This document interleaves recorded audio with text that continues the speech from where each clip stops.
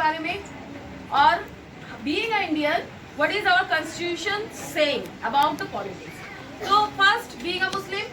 जो कुरान है वो क्या हमें परमिशन दे रहा है राजनीति का करने के लिए? तो कल भी हम कुरान को पढ़ेंगे। तो प्रॉफिट मोहम्मद सल्लल्लाहु अलैहि वसल्लम की जो लाइफ है it was full of politics. उन्होंने हुकूमत की थी, उन्होंने हिजरत की थी, that is part of politics. उन्होंने मतलब अपना जो है पूरा एक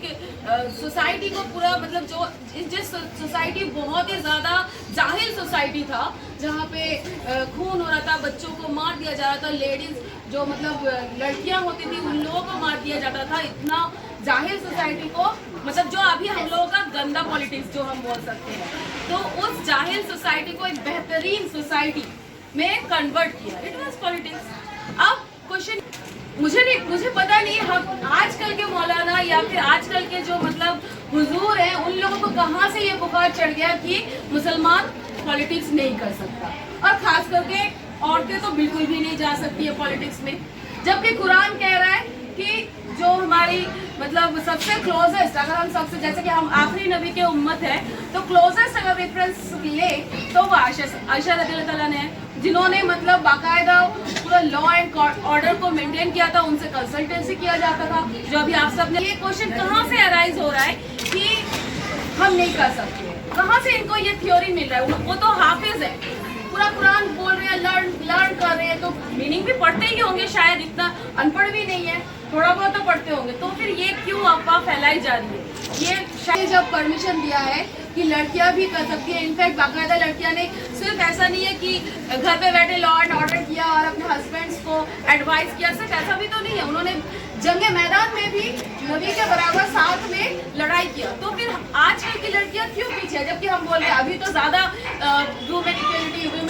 वुमेन इक्वलिटी का नारा हम लोग लगाते हैं, तो जब मतलब जंगे मैदान आ जाता है, अभी तो जंग नहीं है, अभी तो